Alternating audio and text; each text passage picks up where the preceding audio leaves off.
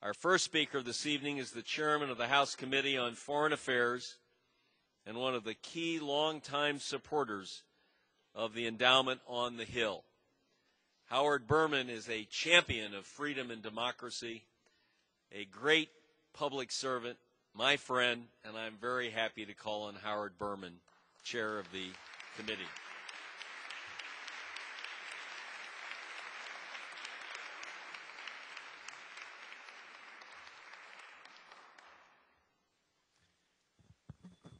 Well, thank you, Leader Gebhardt.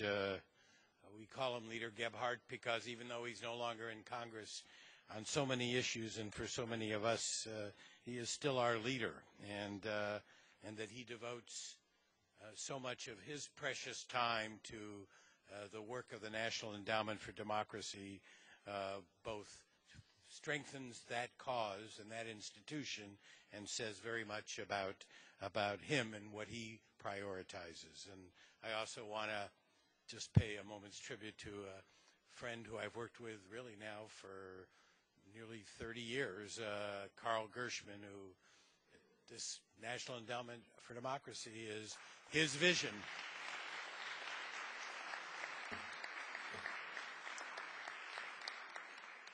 We're here to celebrate an unusually brave and courageous group of people.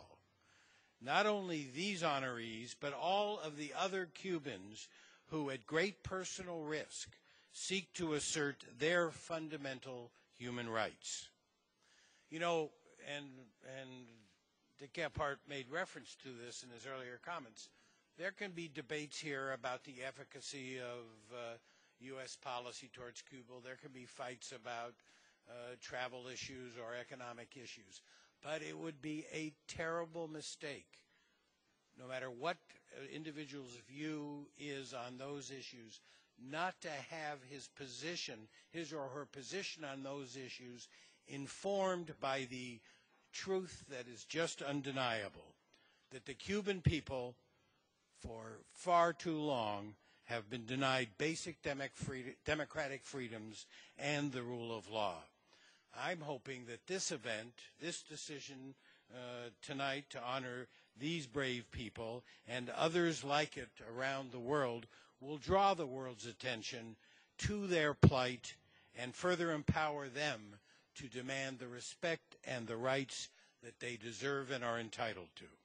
At the same time, I think we have a larger responsibility to ensure that the United States is doing what it can and doing the right things to advance the cause for which they fight.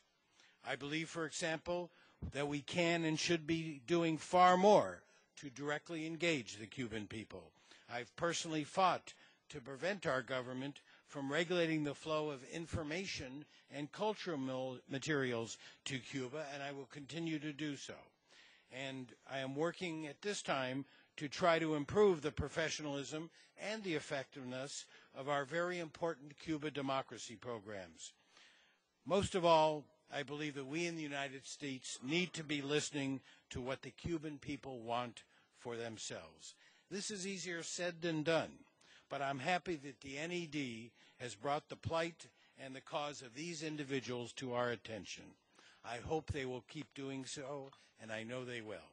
At the end of the day, this gives us a more honest, more fruitful, and more productive trajectory to our political debate and better serves the cause of freedom that we honor here this evening. Finally, the most important thing we can do today is to make clear to those courageous people that they are not alone, that they are not forgotten, and that the cause for which they fight and sacrifice is ours as well. Thank you very much for inviting me to participate.